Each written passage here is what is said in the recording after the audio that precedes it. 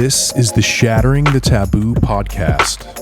Let's change the paradigm together with your host, Bebe Chez.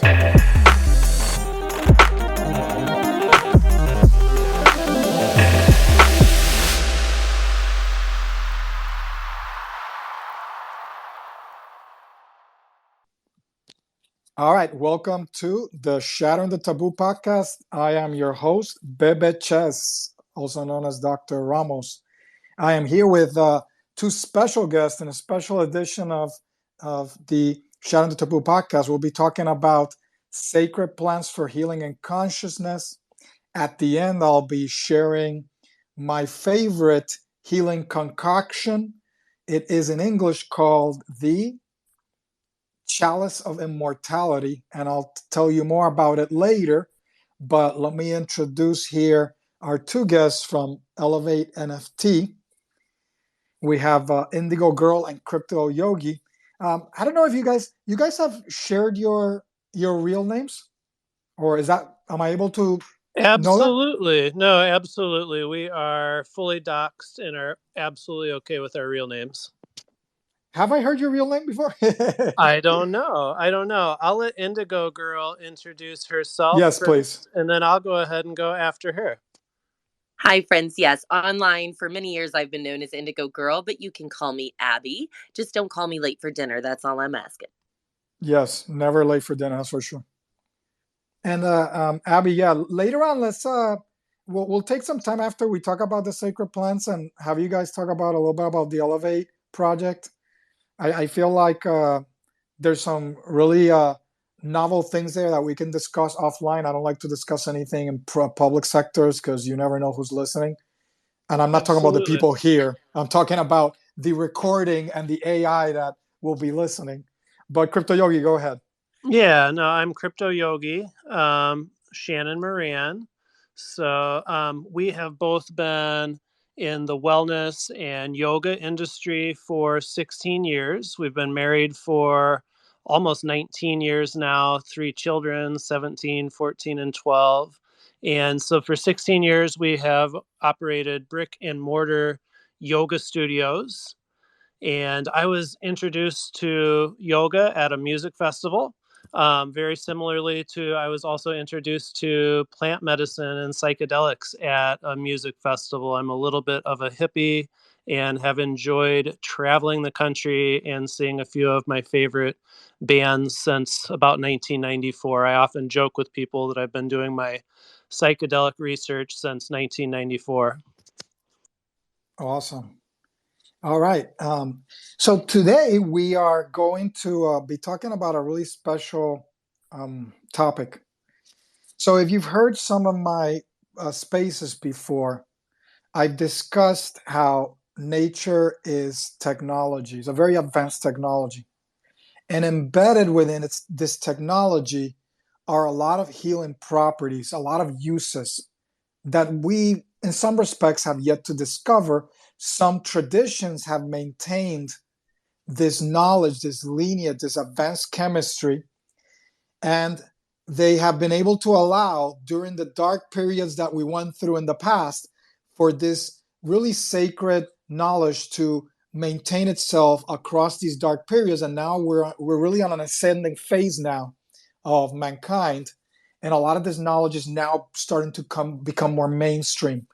And I usually talk about these topics in part also for financial reasons, because I see natural medicines as one of the big plays, one of the big mega trends of this decade and beyond. It will be intermingled with psychiatry. It will be intermingled with therapy. And if you're interested, you're a U.S. investor. I don't know about foreign investors if they can invest. But if you're interested, I shared this a while ago. It's about to close. It is my favorite, by far, my favorite psychedelic / metaverse / mental health play in the world. So if you're interested, you want to invest in that company, highly, highly recommend that. It comes with really deep alpha and research. So if you're interested in that, just shoot me a DM at the end, as well as I'll be sharing that healing concoction that I want to share later on.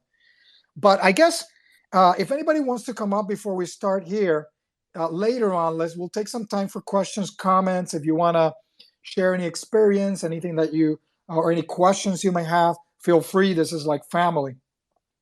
So I guess let's start maybe with Indigo Girl.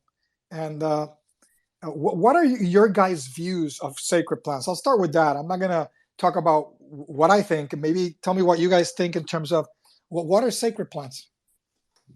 Well, I really love this conversation, this topic, and the question, and I appreciate the platform to be able to discuss this with other people and like-minded people. I really, as a mother, as a person who's worked in the healing arts and who's worked with sacred medicine for probably 30, almost 30 years, it's important to note, make a note about harm reduction and making sure that you understand all of these things are so powerful and incredibly powerful and incredibly not just mind altering, but can literally change your life in profound ways. But we always want to make sure we're entering into these situations, right? Knowing that we feel safe. And it's a lot about set and setting. And it's really nice to make sure you have someone around you that has some touch of reality so that you can really fully, deeply relax into your experience. But as far as what are sacred plants, I mean, the earth is full of this natural wisdom, right? And a lot of modern things have kept us from this natural wisdom of the earth. And it's really just finding these sacred plants that have been used by traditions since the beginning of time and doing your own research, right? And entering into a relationship with mother, with sacred mother, the earth around us, and the medicine that she offers us. And there are lots of different ways to do it. But if we look to the traditions and the things that are the people that are ascended masters, really, if you think about it, that have gone before us, the wisdom is there. We just have to tap into it mindfully and carefully, but we really can expand our consciousness and tap into that bliss that is available to all of us.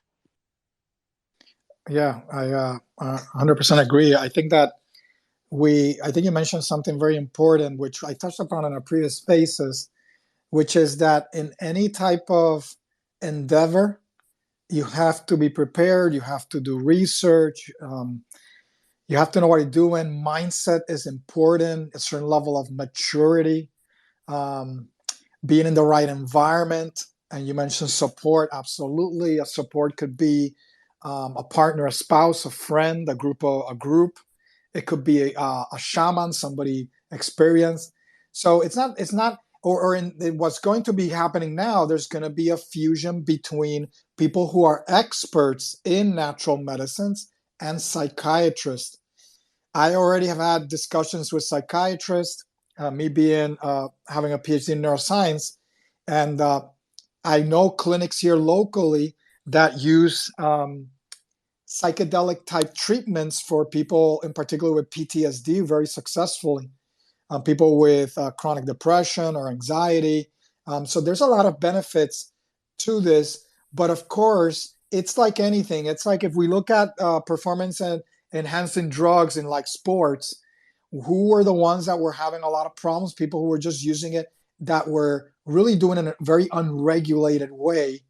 I'm not in many ways endorsing using those things, but as an athlete, but in terms of everything should be done in a wise way, medically regulated way, be smart, be educated, and then you avoid problems. I guess or Crypto Yogi, have sacred plants been healing, and in what way do you view them as being healing? Or maybe you can give an example of one. Absolutely. So, specifically, I have found that my experiences with both psilocybin mushrooms and LSD have helped open up just the connection to understanding that getting out of that ego part of your mind where you can see deeper connections with people. Um, there's been studies showing that psilocybin helps with depression. It can help people with fear-based things, people that are having maybe are cancer patients that are facing the shift of dying. We like to look at it in Buddhist philosophy, which I tune into a lot, as continuation. But it really helps us get out of that ego state where we're very self centered and we can connect with people. I was actually listening to a beautiful podcast or Twitter space in the last week or so where someone was talking about they had been in the rave industry, and they were talking about over in some country where the Catholics and the Protestants, where if they were drinking, they would end up by the end of the night fighting. But at these raves where they were doing psilocybin, probably some MDMA, by the end of the night, they were hugging, they were loving on each other. Um, it's so helpful in seeing that we are all really the same, breaking down that ego barrier of I am different from you. And it's in that I am different from you that we start to have problems, that we don't connect with each other. And I have definitely, through a lot of my early on experiences were at music festivals, and it is so freeing to be able to let go of all your barriers, dance like no one is watching, and just connect with a huge group of people, because we really are all part of one larger living organism. And that's one thing that kind of makes me understand consciousness and enlightenment, was simply that saying that I think Billy Nershi of the String Cheese Incident one time said at a concert. We are all part of one larger living organism, and it's a beautiful way to see the connection between all of us, the thread of energy. Yes, yes. I guess, Indigo Girl, you want to add anything to that in terms of the same question? Uh, Healing and sacred plants? Oh yeah, no, I have found, really, I can't think of any time in my many years, and I have to, I'm very lucky that my partner and I have shared many of the our deep psychedelic experiences have been together over the last many years, which has been really cool, talking about having that support of the partner. It's your own experience, but it's really special to be sharing in a same vibe. And I can't think of any experience I've had with psychedelics that I didn't come out on the other side transformed in a more positive way. It has this incredible way of kind of burning through a lot of the heaviness that we carry, a lot of the trauma that we carry. I grew up with a lot of trauma as a child, and I have to say, psychedelic experiences, and particularly at music festivals, as Shannon pointed out. You know, when I met Shannon, I had terrible social anxiety, and I knew he loved music and concerts, and I thought, here's this boy I like, this really cute hippie, but I don't know about going to concerts. I don't know if I can handle that. And it was really through seeing all of these people on this psychedelic experience opening up and loving on each other, and there was just this different way of life, and it absolutely healed so much of my own issues, and allowed me to be a much more open and liberated person through those experiences. So even though it's not always what you expect, and sometimes there's some unpleasantries that happen, on the other side, it really is that constant reminder of, the only way through something, or, the only way out of something is through it, right? Not around it.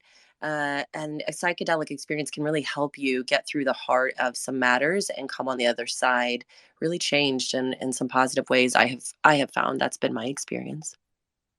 Yes. Absolutely. I just want to add one thing in for everybody that's listening. Some of us have probably tried different types of sacred plants and psychedelics, but if you haven't, first time that you do it, make sure that you're with somebody that's done it before, and have a plan. Make sure that your set and setting are good. You're in a good mood. You're having good things going on right then, because it kind of amplifies whatever your mindset is in that moment.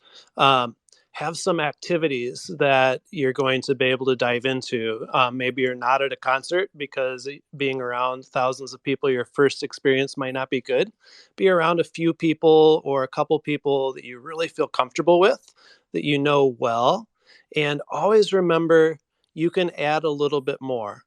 But once you've added it, you can't take it away until your time has gone through with it. So start small.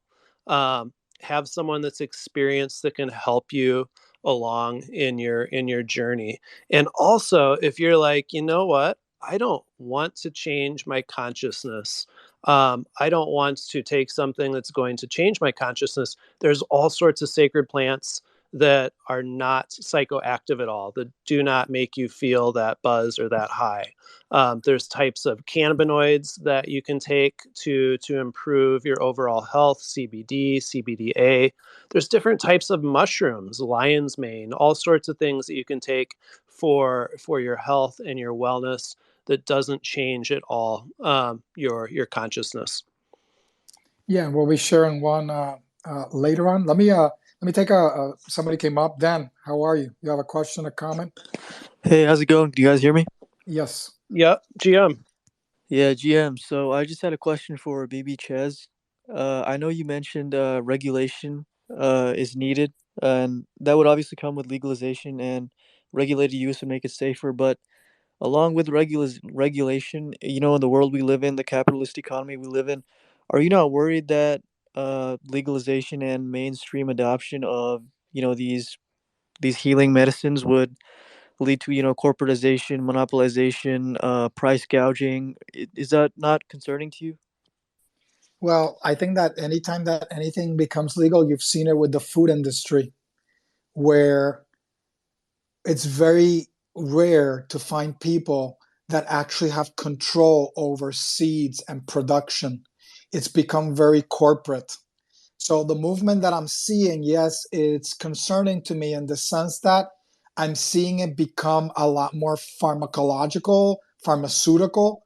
The main kind of pharmaceutical cartel, because that's what they are. That cartel of companies, they have yet to actually get I haven't seen them really fully in. I don't know that they grasp it yet, and it's been mostly coming from other countries, especially Canada. But what I do see is that their whole focus is to kind of make it into a pill, to find active ingredients, to try to test them, to give them a little spin so they can patent it. And then, yeah, what then it happens is you start to monetize it. But I think that inevitably, I prefer a future of more natural based medicines that are holistic and have been shown to have either no or little side effects than what we currently have, which is a dirty technology that, me having been in that field, have been done neuropharmacology for many years, I know for a fact that they act on many different areas that they shouldn't, and they're not designed in a way that promotes wellness. They only mask symptoms. So we need to move in an era where we're focused more on education and promotion of well-being. And I know 100% that there will be a renaissance of this natural medicine movement, because our only healer is Mother Nature. There is absolutely nothing else that will save this planet. The reason why we're struggling is because we're 100% out of line with nature, and we have systems of governance, law, finance, etc., that have done away with Mother Nature. And so now we're moving into a shift where everything is going to be about the planet, restoration, sustainability. So I think that the future is going to be bright. And I think that bringing it and creating consciousness and regulating, it's like crypto, for example. If you regulate it, it brings in more stability. It makes it so that it's more transparent, but and safe. But at the same time, in terms of finance, there's less opportunity to profit if you regulate it, because the big people come in. But I think overall, there's always negatives and positives. But like you have to. For me, I always try to look at the positive, and I know that I'd rather what's coming than what we've had in the past century or so. The industrial age really did away with this planet, but we're moving into a different era. I don't know if I answer your question, Dan. Yeah, you did. But the thing what you said about the pills and adding other ingredients, putting spins on it is, I'm a kind of guy that I really don't I really don't want to disrespect the medicine, and for me that would mean I don't even eat it in chocolates. I don't eat it on food. I just eat it straight as it comes out of the ground. And for regulation and uh, how it's going to be in the future, what my prediction is that it's going to be big pharmaceutical companies that are going to be the only ones that have the ability to create and procure these medicines. It's going to be in those pills, and you're going to need to get like a doctor's note, and it's going to be like a psychotherapy sessions where like right now the I love how flexible it is. I can just hit my guy up, and he's got them, and I can just do them in my at home or whatever. But in the future, I'm not really optimistic about the regulation and adoption of. I don't see the execution being as equitable as we'd want it to be. Well, I think that even with in the farming area, that there are people that still preserve original seeds, that they're trying to make keep things organic and not genetically modified, etc. I think that in the same line, even if the pharmaceutical industry, biotech, etc., starts to get a stranglehold on the majority of the market, I think that there will still be niches where you'll go to like a farmer's market and you'll get like select things, specialized things that I think you see actually in states that have become a little more loose in terms of their acceptance and regulation. Crypto Yogi, go ahead, sir. Yeah, I was going to say with anything, there's going to be positives and there's going to be negatives with either way. So, say for instance, there's no regulation. One negative thing is that there's a lot of people that won't feel comfortable finding somebody um, in the markets that are not regulated, and so they might not have the ability to use these sacred plants to help their depression, to help their PTSD, to help them get through going through cancer, because they're not willing to move that path unless it's like, okay, there's this psychotherapist or there's this doctor that can help me with it. And on the other side of the stick, I think that as we see the regulation, just as we've seen in the marijuana industry, we've seen regulation there. A lot of states are legalizing, and you can still find, without having to go to a dispensary, marijuana. You can still grow your own marijuana in your basement. We live in Illinois, where it's legalized, and we're able to grow up to so many plants, especially if you have a medical license. And so I do think that even as we see it start to move towards maybe being decriminalized, legalized, and become a little bit more mainstream, you're still going to be able to have your um, mushrooms growing in your petri dishes just as you always had. I do think that there's going to be lots of people that are going to make sure that that is still an option. All the people that are doing that right now are going to continue to pass that on, just like yoga lineage. We pass on our yoga teachings from teacher to teacher. Those people that are doing the good work of growing the sacred plants right now are going to continue to teach someone else how to do that and pass on that knowledge. So I think that we'll see both. Yeah, I totally agree. I mean, the that's one of the reasons why I haven't tried Lucy yet is because I don't trust I have some kind of paranoia with I don't know who's making it. I don't know what lab they're making it in. I don't know what the conditions are that they're making it in. So that's one of the reasons I've never tried Lucy. I'm more of like a mushroom guy, but um I don't know. I look at the system, the financial system, how inequitable it is, and the monopolization and corporatization of the world, and how the little guy always gets beat out. And I'm not very optimistic. Maybe that's just me. I don't even know what I'm worried about, but I'm just worried. But just a question for Baby Chaz. I know you said you mentioned you had a PhD in neuroscience. So I was a psych major for a bit. I switched now to bio, but in most of my psych classes, none of my professors ever mentioned or had any idea about this new frontier of mental health research and pharmacological research. And I'm just curious to know, like, how far along are you guys with this right now? I know Johns Hopkins is doing research on it, and that one school in England, but I'm just curious, like, how far away are we right now from legalization, regulation, whatever? Yeah, that's a tricky question because there's a lot of stuff going on globally.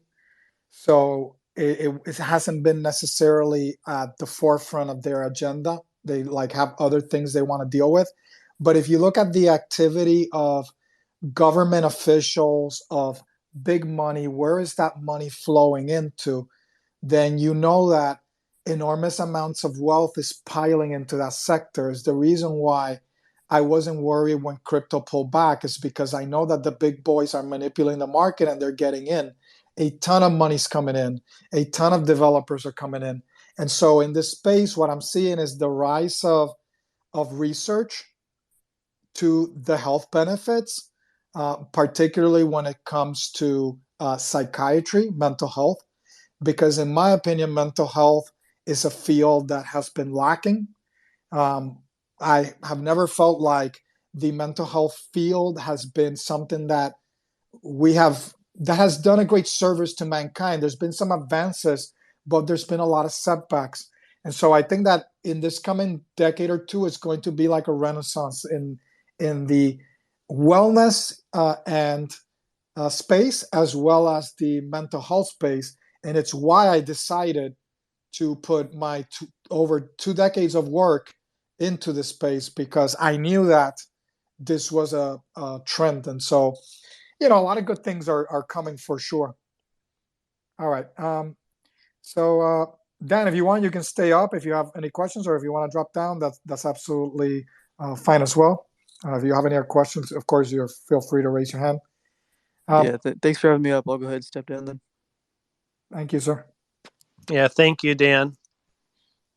Yeah, and if anybody wants to come up, has any questions, by all means, feel free. I think that Crypto Yogi, you mentioned something when you were talking about that we sometimes focus on sacred plants, and people always assume that the topic's going to be cannabis and mushrooms or ayahuasca or something like that. But we have to understand that plants have vast, very different functions. They don't, food isn't just for calories. It's not just for nutrition, for getting antioxidants or things of that nature. It also has a psychological effect. And you see this very deeply rooted in Ayurveda, kind of you would say like the yogic or Indian medicine, very ancient medicine. And when I say ancient, I don't mean it is not advanced by any such imagination. In my opinion, is more advanced than the current medicine when you study it correctly and apply it. But one of the things that I do often is that when I work privately with people, people often eat things that actually exacerbate their own tendencies, their own constitution. They make maybe a certain, like let's say maybe they struggle with inflammation, and the foods that are eating are making their inflammation worse. And so people don't realize that there are also foods that I don't personally recommend if I want to have a consistent and serious meditation practice. And so you have to understand that food has a psychological effect. And when I look at things like certain strains of cannabis, well, those are designed for other purposes. They're going to have a very holistic effect on my mood, on my, they're called adaptogenic, sometimes herbs, plants that will help keep your body in balance to fight stress, for example. And so there are a number of important plants that humans have put their consciousness into. And we can get to that later on if you're interested, how that happened. But suffice to say for now that humans have been more advanced many times in the past. And we are seeing the leftover of, not the leftover, but the remains of this hidden technology that us as a less advanced civilization, we're just kind of starting to discover and oftentimes to remember, to kind of like realize, holy crap, this information has always been here, and certain traditions have maintained it and kept it over time. I guess I want to get like maybe a Indigo Girl. Do you guys, other than like maybe the kind of more psychedelic side, do you guys take anything that's on the more, kind of the natural medicine side as well, sacred plants, like certain roots, herbs, supplements, what have you?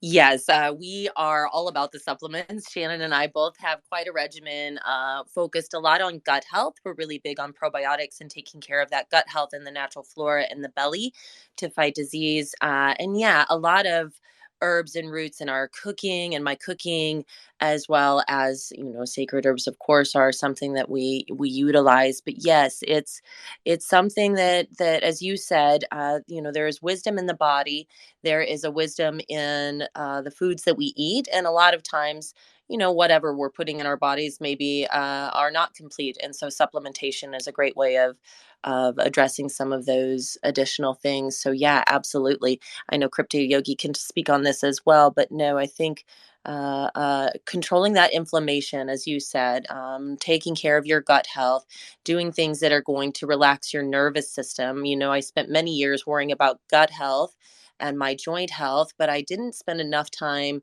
I feel like, really focusing on calming the nervous system with supplementation and intentionally with sacred plants. And as I shift into a different stage in my life, I'm 46 years old, I find that really taking care of the nervous system has become much more of a priority.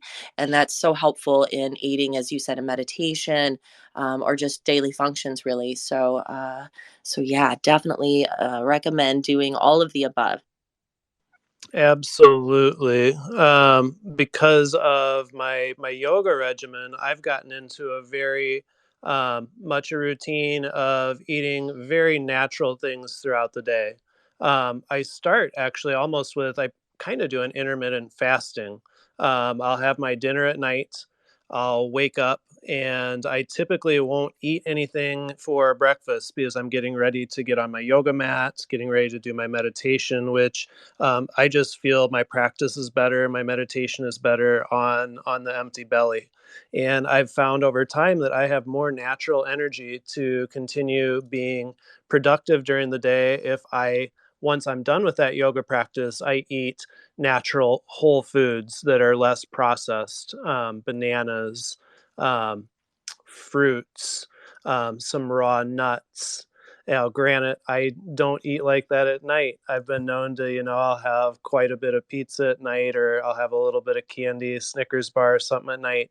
But during the day, I really feed my body a lot of good things that are good fuel and natural that don't have a lot of preservatives, that aren't changed from how Mother Nature intended them for us.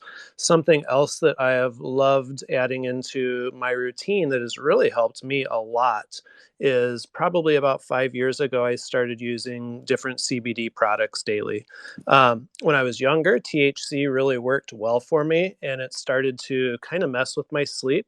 I think it happens more with guys than ladies because it doesn't do this at all to Indigo Girl, and she can still enjoy THC and it's very healing and therapeutic for her, but it would mess with my sleep.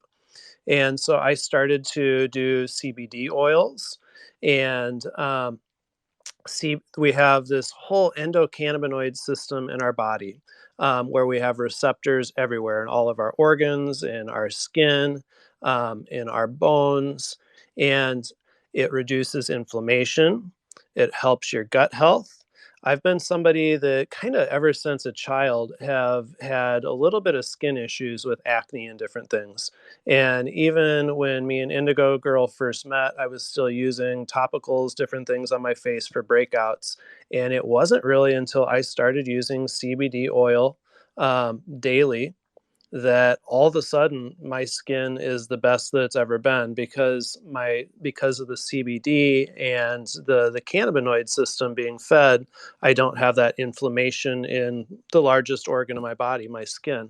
So there's all sorts of different ways, and there's no one answer to saying I'm going to become healthy with this. It's kind of using a lot of different tools that Mother Nature has given us and finding which ones work for us.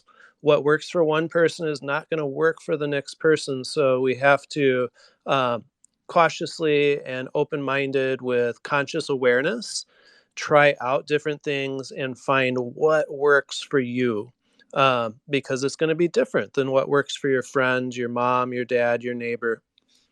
Oh yeah, I remember when I was younger, I was like, oh, ginseng is really good for you. So I was taking Asian ginseng, which exacerbated my tendency to already be kind of overheated.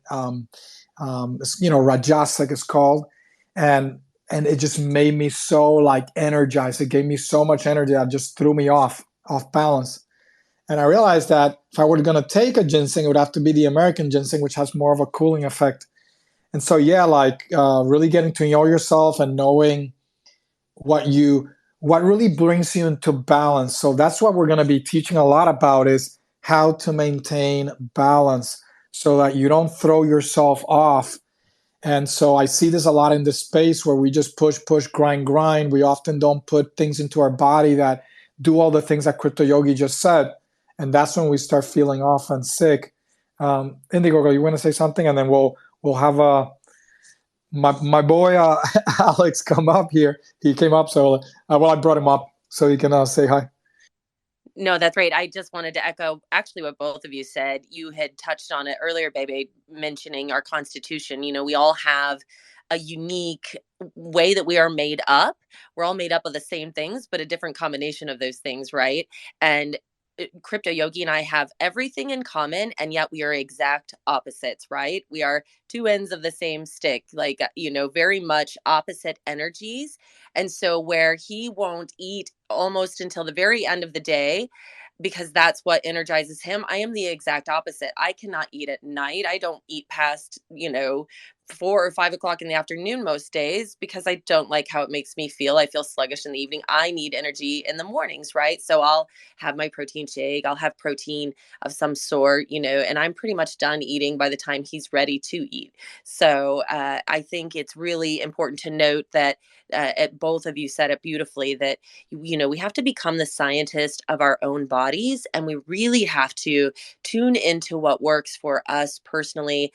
And the more we get into mindfulness practices, the more we can really be in tune with those signals from our own bodies of, yes, this works. I am at my optimal health and energy levels when I follow this system or this routine. And finding that is so monumental, I think. So I think you both said that so beautifully. Oh, like what you're saying when you were talking, I was so upset about the stupid fist that they just took away, and now I have the butt slap that Kuya's doing right now. Look at that butt slap! Pa! I just butt slapped. Alex, how are you, sir? Hey friends, thanks for having me up. Nice to be in good company. GM Alex, GM, good to have you here. GX. GX, yes. Love it. Yeah. How's everyone? Great. We're gonna be Good. for those here, we're gonna be doing probably a spaces soon. I'm gonna be doing spaces with the Sungens. Wasn't it with somebody else? I thought it was. It wasn't just us, right? It was somebody else that we were gonna do this with. I don't remember. I have to check my notes. I'm old man. I talk to like 40 people a day. And it's terrible. Notes Yeah. are notes are very helpful. Anything that I don't want to forget that I want to make sure I get done, it goes right on my little to-do list on my phone and a 100%. notepad. Crypto Yogi, you might resonate. The worst is when I forget what Comrade Mom tells me and I don't write that down. Oh boy. Yeah. Hey, do you have any like a natural like regime in terms of supplements stuff like that, Alex, that you take? It's Do you consider pretty. yourself like healthy guy as well? Uh, I think my self-image of myself is healthy, but my doctor might say otherwise. But I do my best. So I think like it's pretty simple for me. I take a multivitamin, a men's multivitamin, in the morning, and then I have a fish oil regimen that I do, which really helps me with my mental clarity. But yeah, I heard what you guys were talking about, like, and I totally agree with this. Is really just experimenting over the years to figure out what works best for my body, because there's so many different diets or different, regimens that you can implement for yourself, and you really do need to kind of cater it for yourself. But for me, I found that in the morning, the first thing is definitely a full glass of water, before coffee. And then after that, if I can have access to avocados, because where I live, the avocados are not always ripe. So sometimes we have them, sometimes we do. But the good fats really help me with mental clarity in the morning. And it keeps my blood sugar kind of normal, and cutting out the sugar altogether. So this is one thing that I would love community accountability with, but I recently started using sugar again, and I'm having a hard time coming off of it. But I was 6 months up until 6 months ago, I was sugar free for about a little bit over a year, and it made the biggest difference in my energy levels. Like, I wasn't experiencing the crash, because I usually put it in my coffee, and that's probably the easiest way to overlook and lose awareness over how much sugar, refined sugar you're taking, is putting it into a drink and then drinking it. So there's that. And then the other thing that I realized about my body is that eating foods at room temperature is very important for my digestive system. If it's too hot or if it's too cold, it just doesn't sit well with my body, and that might be, most likely it's due to, whatever the microbiome is that I have established in my body. But for some reason, I just realized that works really well. And then, honestly, and I know crypto yogi is all about this, but the breath work and having that as a regular practice throughout the day, at least once a day for 10 minutes, to find some time to do it. Another great time that I found is while driving, just bringing awareness to the breath while driving, in through the nose, out through the mouth, and just getting into a cadence is nice. And that's my basic regime, my basic regimen. Nothing crazy, and yeah, I think that's the key to it, is keeping it simple, keeping it so that you don't have to stress about it and put a lot of decision making power behind it. Just make it easy and natural for yourself, right? Yeah, absolutely. No, I think you hit like a ton of like great points, and it made me think we should do an event. I have like a big nutrition masterclass, and I think you would benefit in the community. So let's discuss later how to kind of make that happen. Because I did it recently for the Zen Apes. I just taught a portion of it. I titled it plant based. I forgot what it was, something plant based, something for enhancing peak performance. And I teach it also. I teach a version also for enhancing athletic performance. And it reminded me of that because you mentioned fish oil, and I give you the alternative in that presentation that you'll like more. But I do agree in terms of room temperature. I'll just say this in terms of a nutrition masterclass for those that are here.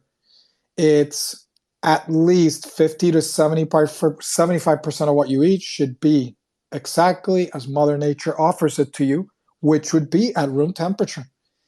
And so you have to, I think both Indigo Girl and Crypto Yogi mentioned this in terms of the microbiome, that we don't feed ourselves so that we inoculate our digestive tract with the right microorganisms that come from where? From nature. And so in this course, I teach how to properly eat an apple, because most people discard the most important part of the apple, which has about 90% of those key microorganisms. So you want to try to keep it live, healthy, raw, and cover the rainbow, because Mother Nature has the right mix of components. But oftentimes what we do is we alter that chemistry in different ways, whether it's refining it, whether it's heating it. We want to really eat things as whole and as close as Mother Nature would have offered it to us. So I know you guys, right? You guys have something coming up at 9, right? We Oh, actually perfect. said because of this, we're going to start doing ours a little bit earlier. We used to do ours at 9:30 Eastern, and it just felt late for us. And so I think we're going to continue our weekly Sacred Plant Forum at the same time, 7:30 Eastern. It's a really beautiful time, and it's been nice to do it earlier in the evening. But we do Oh, host a variety of other spaces. We hold some meditation spaces. We do a lot of, just talks on other things from Mother Earth, like crystals and just natural things of the body, and elevating artists. We do a lot of different things. So we like to get on here and talk about all the things we love. It's really a great way to connect with community from everywhere. I love the Twitter spaces. It's been such a great tool to reach out and connect with people like you, Bebe, and others that are like-minded and of the same mission. It's really great. yeah, I agree. And it's really interesting. The first time I did a spaces, after that, I was never the same. And I've been having so much fun meeting people and connecting. It's like it's a unifying experience. Really, that what we're building is going to really transform the world. Obviously, there's going to be always evil players, people that are looking to manipulate, steal, what have you. But I think that there's going to be these core communities that are just going to be indestructible and are going to really make a difference. Alex, go ahead, sir. Yeah, I was gonna suggest that maybe the four of us organize a couple like co-created Twitter Spaces as well, since there's so much overlap between our communities and such. I think that would be fun. Oh yeah, I would love that. Yes, that would definitely work out. Absolutely. We'll have to get together and talk. For sure. And also on another note too, and I don't know how, y'all feel about this, but I constantly contemplate the idea of like the evil players. Like, is that something that is just in my head, or, is that something that's real, or, What do you there's a mean by part, evil players? there's like a big part of me that like really just feels like at each human being's core that we are good, right? And that like the concept of evil is almost self-manifesting just by us collectively like holding it. But that's just my opinion in my own reflections. I actually don't know what the truth is, but In I was. yoga philosophy, more than evil, we look at it as avidya, ignorance. Mm, We look at ourselves as we're the yoga philosophy. We're all the same. When you peel back the layers of what we see, what we call prakriti, the part of us that changes. When you peel all that back, there's the same light, the same essence within every person, but there is sometimes situations that some people are ignorant, avidya, and so I think more than evil, there are just people that are unfortunately ignorant in what could be happening, the beautiful things that could be happening if they align themselves in a better way. yes, that exactly resonates with me, and that's yes, that was a beautiful reflection. Thank you. Yeah, I think that this is the way that would be easy for you to view it. If I see a child doing something or an animal being aggressive, attacking another animal, what have you, I don't view it as negative because I understand that that's part of their development. That's part of who they are. So once you reach a certain level of enlightenment, the entirety of creation is exactly the way that it should be. And if somebody seems like they're doing something that, what we would call the word evil, well, in fact, it's a lack of development of consciousness because of an absence of light and truth that you would call Sri Vidya, so like higher knowledge. And therefore, once you have that, then you realize that the whole time, all that it was is that there was this dense cloud, and I was putting up all these barriers, and I had all these behaviors that I didn't need to either survive, because we shouldn't survive, we should thrive, and that were just in the way of my real self. So when Crypto Yogi said everybody, or I think you also said it, Alex, everybody has that kind of like inner light that in essence people are good. is absolutely true. And the only way that you remove the veil is unconditional love, because love is not blind. Love allows you to see the real person behind the facade.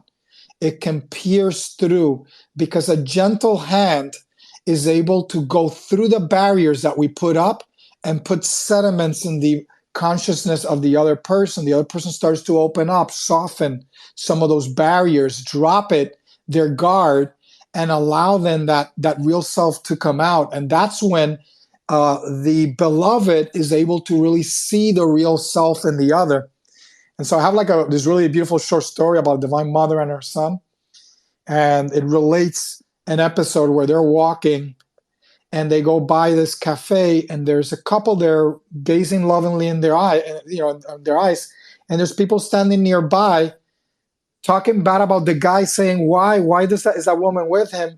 Doesn't she see all this horror? And they list all these things about the person that they don't like, because they don't realize that everybody carries a history.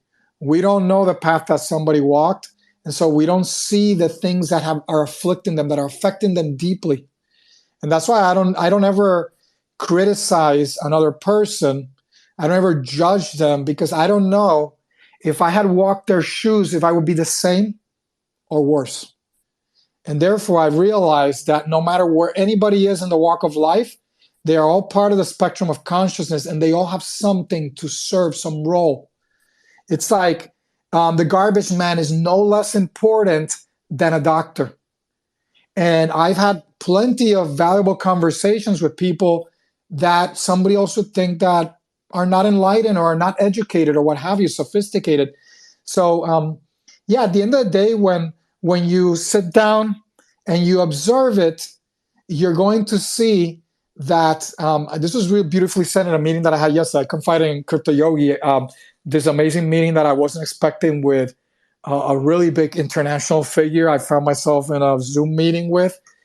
And well, not with him, but a team member, something where they're building in the NFT space.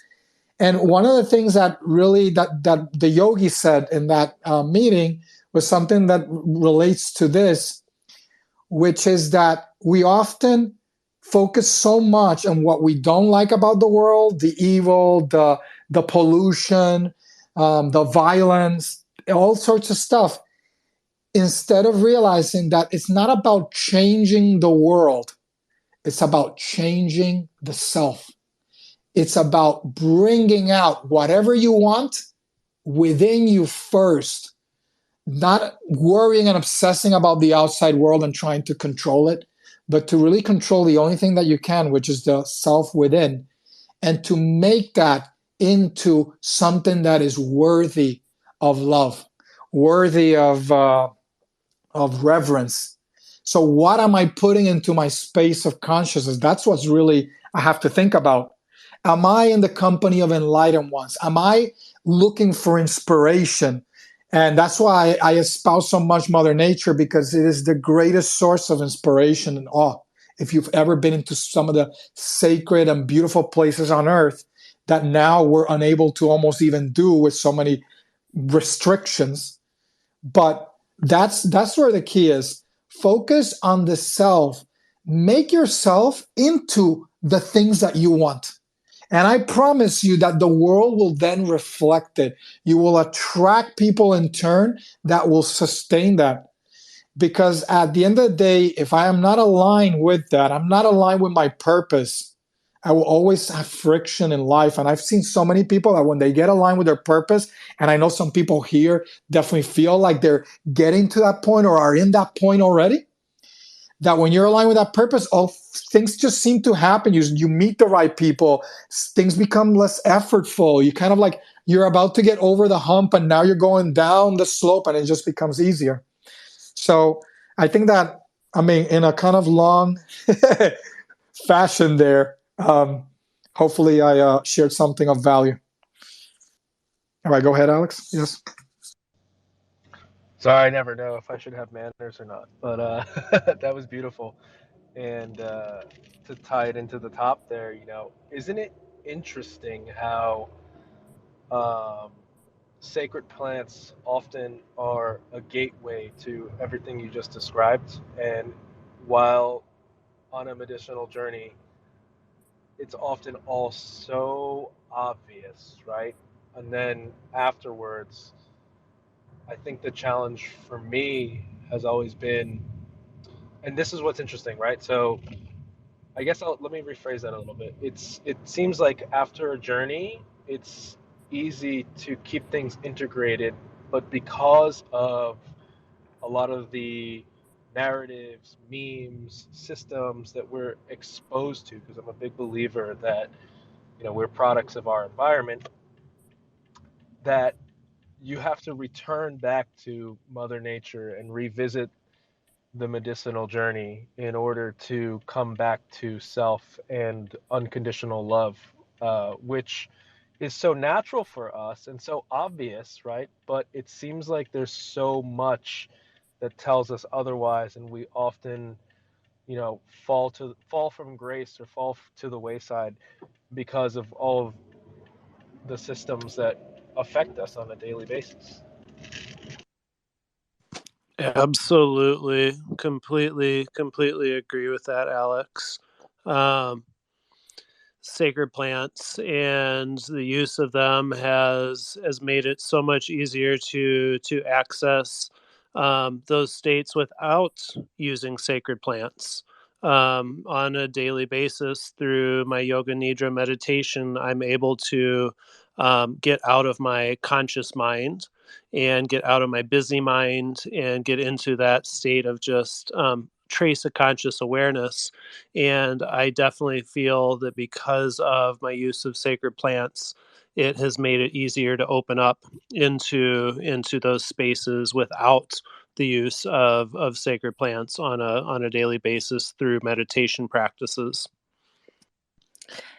Being able to burn through that ego is no small task, right? And I think that's part of why sacred plants can have some helpful benefit here.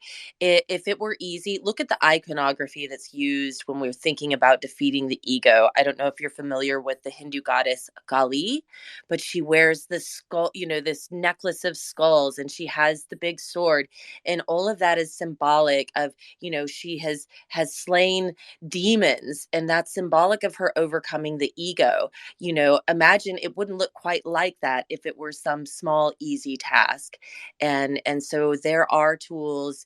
That wisdom is in the earth, and it and utilizing some of those tools very consciously and with intention can wake those parts of our DNA up again. There's a remembrance that happens, and it doesn't last. You're right. It's quite like, I think of motivation in the same way as brushing your teeth and taking a bath. Those things don't last either. And so we wake up anew every day. And you know what? Sometimes we take a full, lovely, full on ritual type bath, right? Where we're really into it. And we take 25 minutes and in between every little toe and nook and cranny. And then there's other days we just like get the job done, right? I think when we think of consciousness and mindful practices, we think, ugh, I don't have time for this big ritual today. It doesn't have to be a 2-hour practice. It can be a 2-minute practice. It can be getting the job done, but knowing that we have to revisit every day because it does not last. And every day we remind ourselves, and then maybe we can build up to being able to do the 2 hours or whatever it might be. But taking the pressure off yourself, whether it be the use of sacred plants or meditation or mindfulness, it is our human nature to cloud that consciousness with all sorts of things, right? Our impulses, our emotions.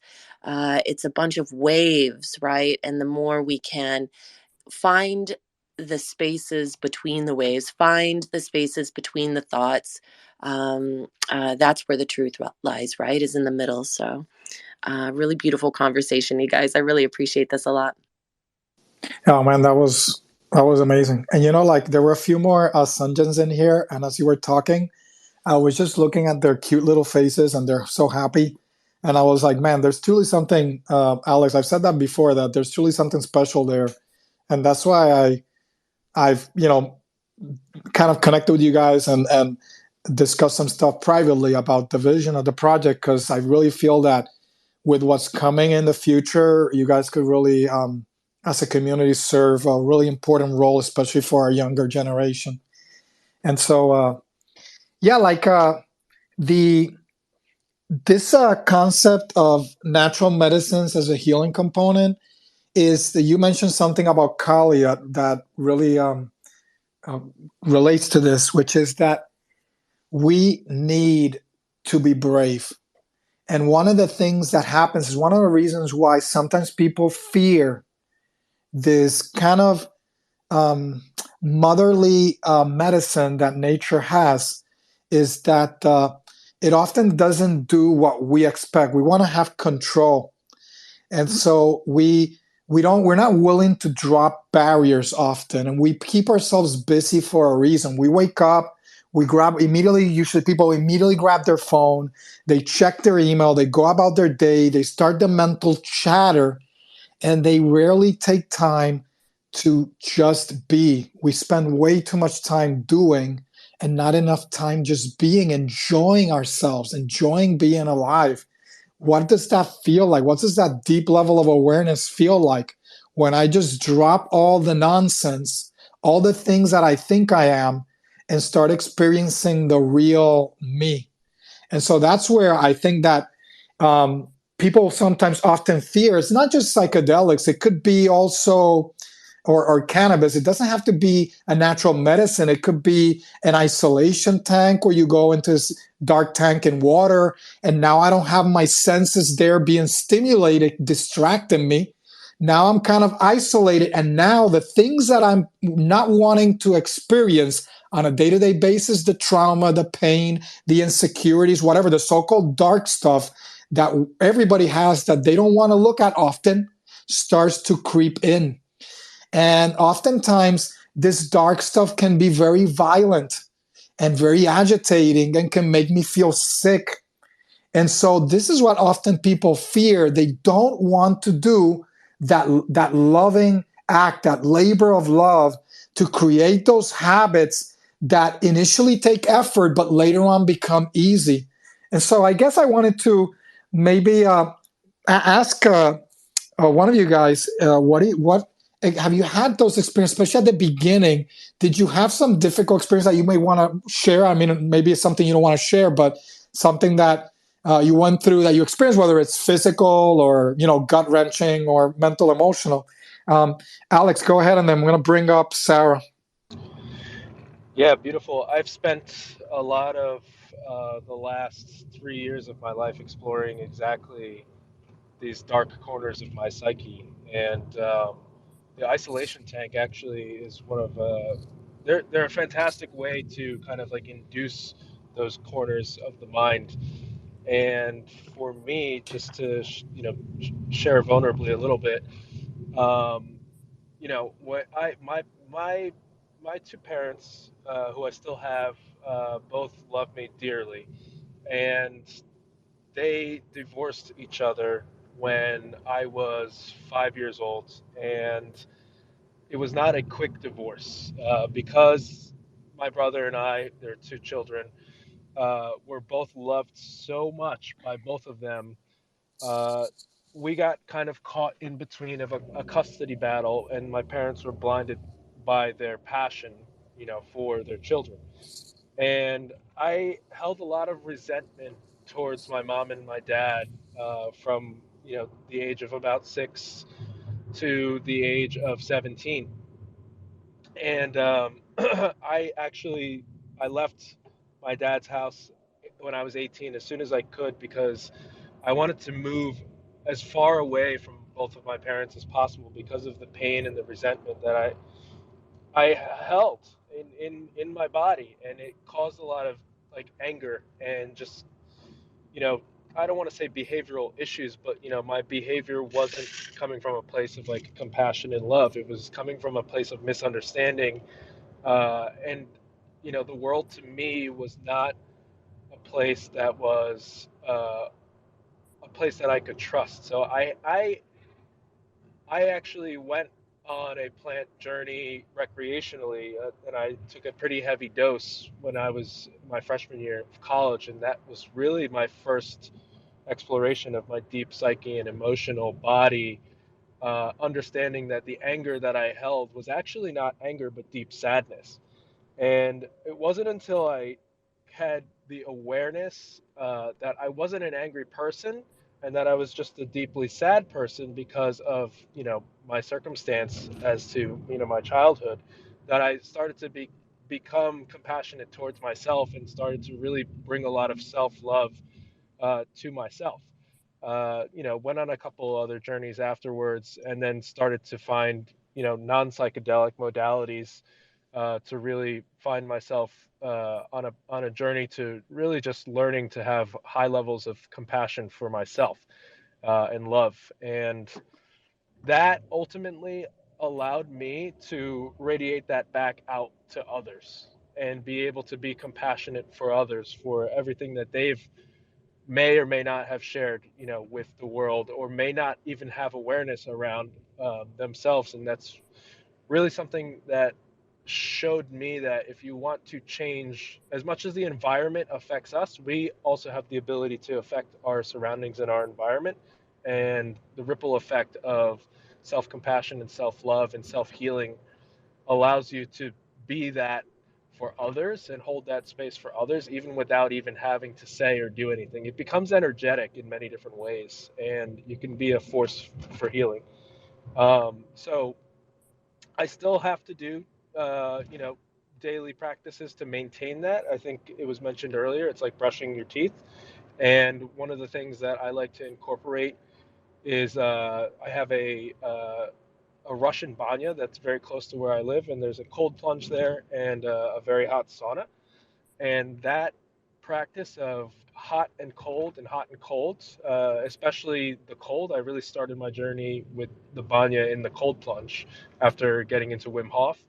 Uh, Brought me to a new understanding of what my emotions were because I had to sit in the discomfort of what I came to understand was like as much as cold is real, your initial experience of cold is purely emotional and purely through an understanding of your nervous system.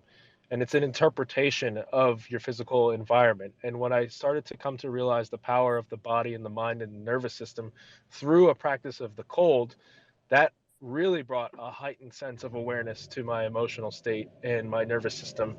And that practice allows me to stay grounded and allows me to stay compassionate. Awesome. Yeah, no, the hot cold goes back to the same thing of it's all part of the same spectrum of life. I've analyzed crying and laughing. They have so many similar properties. And of course, you could cry in laughter as much as you could cry in sadness. And so we just have different ways of interpreting and wrestling with certain experiences that we've just kind of associated with being negative for some reason. So I people typically say, "Oh, I don't like the cold," and so they run away from it. It's almost the same thing as running away from the dark psychic aspects of the self. And I have to say that we'll go with Sarah, and then we'll go back to Crypto Yogi and Indigo Girl with the same question about this kind of kind of experience of kind of that trauma, wrestling with some of the inner struggles that maybe some things may bubble up. But let's go with Sarah because I just lost what I was going to say. Sarah, how are you? Good. How about you? Good, good. You had a question or comment? No. All right. Awesome. Yeah, no, the hot cold goes back to the same thing of it's all part of the same spectrum of life. I've analyzed crying and laughing. They have so many similar properties.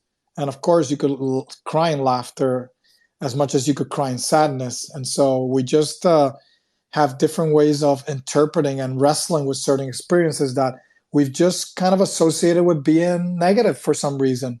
So people typically say, "Oh, I don't like the cold," and so they run away from it. It's almost the same thing as running away from the dark psychic aspects of the self. All right.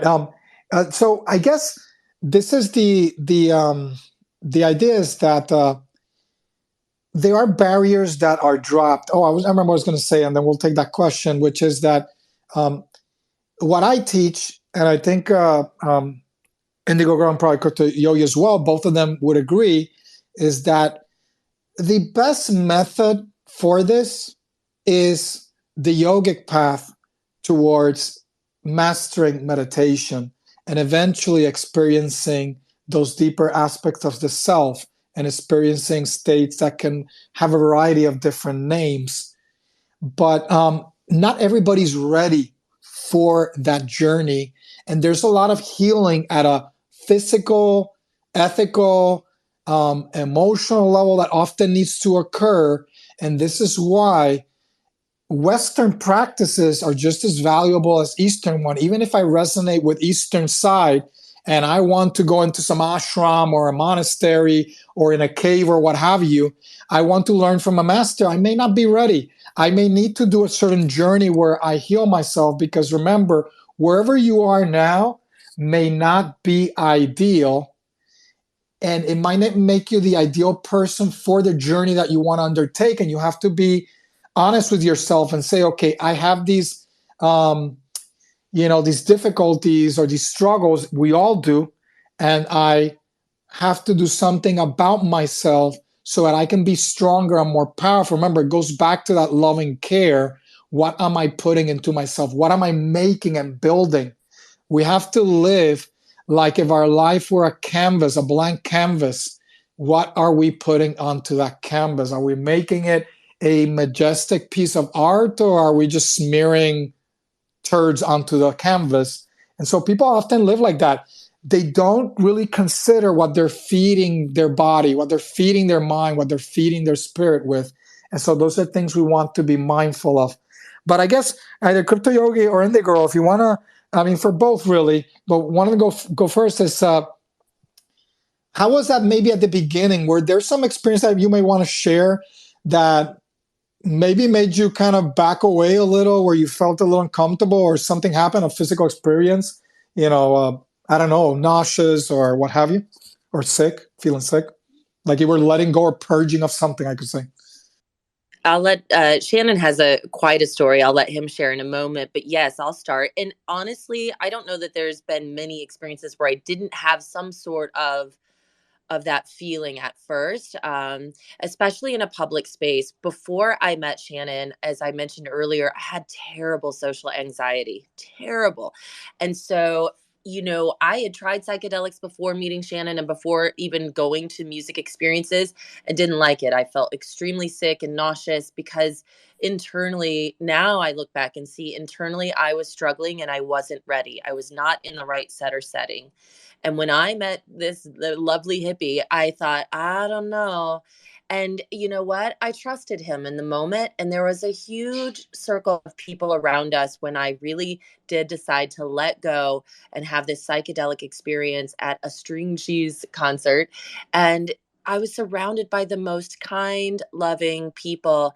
And when I looked over and saw him literally dancing like no one was watching, and I used to have like a giant stick up my ass, okay? And I still do sometimes. It's something I really struggle with.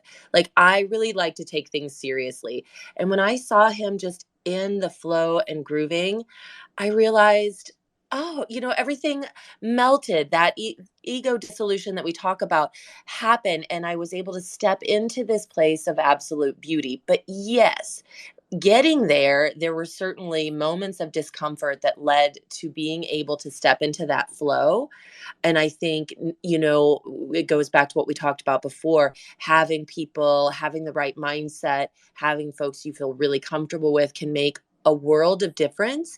But sometimes, as you said, Bebe, sometimes we think, oh, that's negative. I don't want that to happen. But sometimes it needs to. I had some of those experiences before, but sometimes we need to go through something to be able to appreciate a thing on the other side, or to break down certain barriers. So even though there's been moments of discomfort in my journey, I don't look at them as negative. And I've really come to, as you said, it's so important to be bold and to be brave. I really try to choose courage over comfort anytime I get the chance these days. And I used to do the opposite. But that is where we grow. It is where we grow when we push past our personal comfort zones, because we keep ourselves a little too safe, a little too locked up, and then we really deny ourselves, my goodness, so many amazing life altering experiences. If we can just sit through the discomfort and get to the other side, I think it can be so important. I don't know if Shannon, you want to share your story, but I get a kick out of it, kind of. Oh, I know what you're talking about. So, pretty much every psychedelic experience I have had has been very wonderful. There was a concert 2003, New Year's Eve, that was a little bit uncomfortable. Um, so I was the only one out of the two of us that was indulging this night on some. We did some LSD, or I did. Indigo Girl was actually pregnant with our first son, Orion, at that time, so she wasn't. And we were with our usual suspects and friends that we always traveled with. And my good friend Jason Festel um, had two vials that night, and he said, they're not very strong. He had tried them out the night before or something. He's like, it's not that strong. He's like, so take a little bit extra. And so I did take a little bit extra. And it turned out that only one of the vials was not strong, and one of them was regular strength. And I think that I was also, a little bit dealing with um, some little bit of preoccupation of shifting gears and becoming a parent. And there was some images on the screen that night of babies being born, well, not babies being born, but just babies. And there was at one point in the concert that I was definitely feeling it a little bit too much. I think I said to her, what song are they playing right now? And I know the music pretty well. It's probably about 10 or 15 minutes after that, shortly after New Year's, I was like, I got to get out of here. Some friends of ours were like, yep, let's leave. And it was quite a journey that night.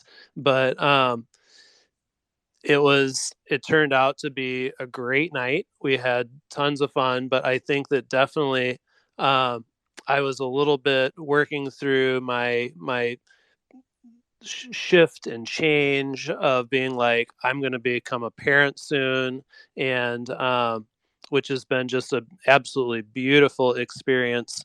But yeah, no, that was quite an interesting evening, to say the least. One of the only two times I've probably had more than I needed to. Um, my father was also going through cancer at that time. So there might have been a few factors that also, as well as having a little bit more than I probably needed to, that kind of spun me off a little bit into not the best places within my mind. Having gone through a similar experience prior and I was completely sober, it was helpful to me to know you're fine. I think he thought he was losing it, but he was like, I'm sweating, but he had just poured a bottle of water all over himself. He was like, I can't breathe, but he was calmly smoking a cigarette, which neither of us smoked, but at the time it was, we were a lot younger. And I knew he was fine. And it was helpful that I was, as I've said before, sometimes it's nice to have at least one person who's got their feet on the ground, if you know what I mean. And I knew he was fine and we got through it. And yes, laughed about it so much later, even later that night, and continued to laugh. But yes, I knew when Valley of the Jig started and he kind of slumped over on my shoulder with his hand on my ass and said, what song is this? I thought, uh-oh. I remember not wanting to get on the L train that night in Chicago. We were in Chicago, and I was like, I don't think I can go down those stairs. Yeah, I think that like there are things that can happen when barriers drop. And that's what I said earlier. We're too busy. I think I did a tweet about this.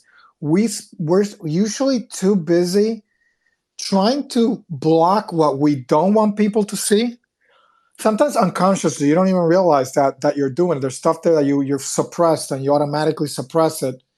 And then trying to kind of force out the things that we think people want to see. And sometimes it's often the things that we like about ourselves. And what happens typically in any experience like this, and especially I found my personal meditation practice, is that I had to get comfortable with whatever arose so that I could view it and I could start to see it from a more detached standpoint and was able to let it go. And oftentimes we don't do that because they are things that we don't want to look at, or maybe we're ashamed of, whatever the reason may be, or they could have been really traumatic. They're just really strong scars and they agitate our mind and make us feel uncomfortable. But I think that maybe one of you can chime in, and then I'll give that special recommendations so we can wrap it up.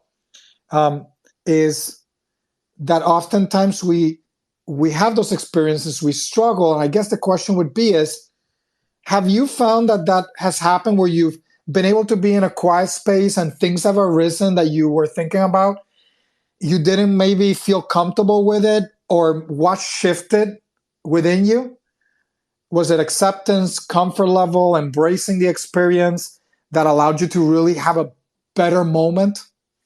Absolutely. Anytime that we're doing meditation or a yoga practice, we might think, I'm going to have a great meditation practice. I'm going to, we set ourselves up for this, but then sometimes it just shifts and changes.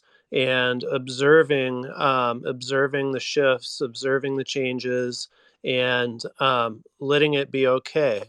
Letting it be, knowing that what's going on in front of you, you can't change it by wanting to change it. And the more that you want to change something, the more friction, the more you're going to have a problem with it. So it's not always easy to do, but whatever occurrence is going on in your life, if it's good, um, enjoy it, and know that that good thing is unfortunately going to fade away like sand in the ocean.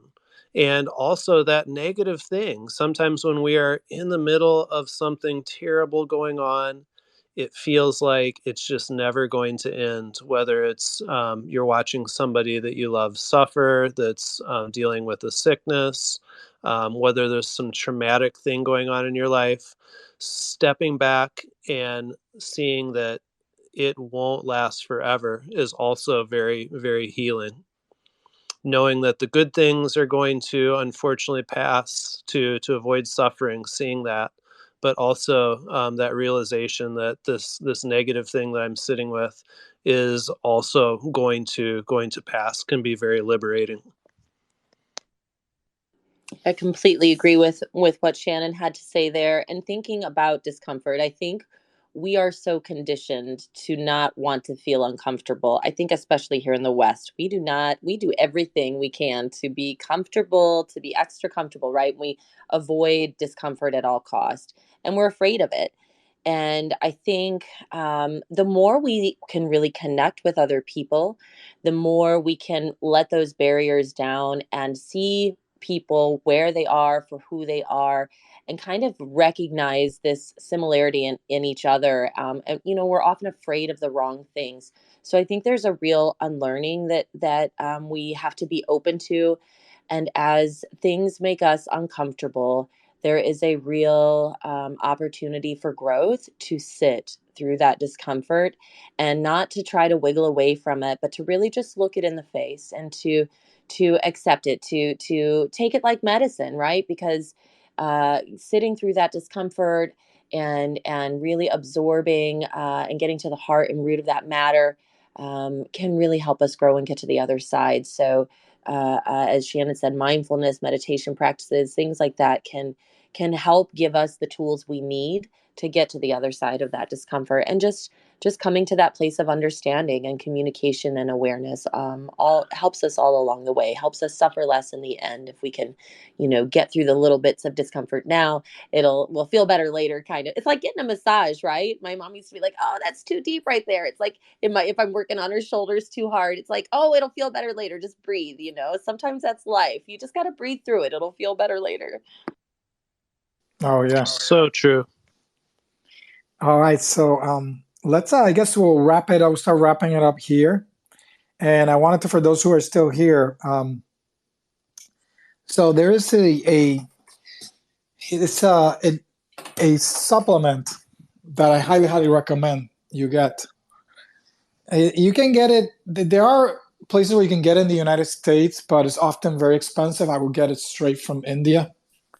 It'll take a little while to ship, but it's worth it.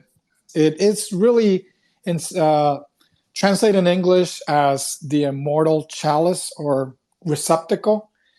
It is based on a very long history and deep, rich medical understanding of Mother Nature.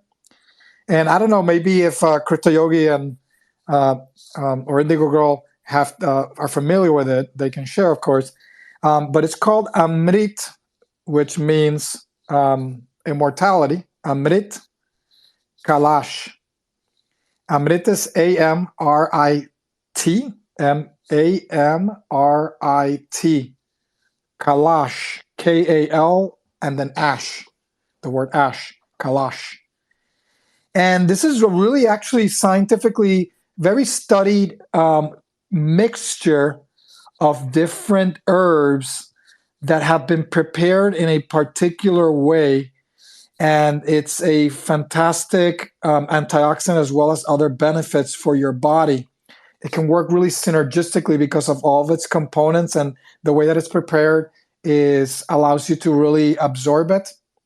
And so it comes in a nectar and a tablet form, and the nectar would be taken first, and 30 minutes later you would take the tablet.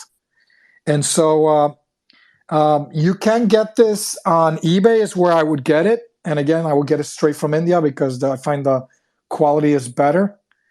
And you just have to order in advance, maybe get a few vials. And it's something that is absolutely safe to take from my experience. Obviously, whenever you're adding anything to your supplement, consult with your physician to make sure. But this is something that I found is absolutely safe and highly, highly recommended. As we're talking today about sacred plants, this contains many of the sacred plants where humans have infused into what used to be a weed. They infused their consciousness and made it into an herb. And so there's a lot of wisdom in other cultures, and therefore we have to be open-minded, reduce the resistance, reduce that clinging to what we think we want, stop the rush, take time, take a step back, study, learn, be open, and try to cultivate, a better you. Always think about what is coming into your field of awareness. Be very vigilant. A lot of what's coming into your field of awareness through technology is often what is often affecting us the most in negative ways. So be very mindful. All right. Anybody else want to add anything before we wrap it up? I just want to say thanks for having us on here with this beautiful conversation. We have our NFT project that my lovely wife is the founder of, that she had the vision to start. We have 2 decades of yoga and meditation business background. We've operated yoga studios, brick and mortar, and as we stepped into the NFT space, we're very much in love and seeing right away how there's so many beautiful communities. And so we have this vision of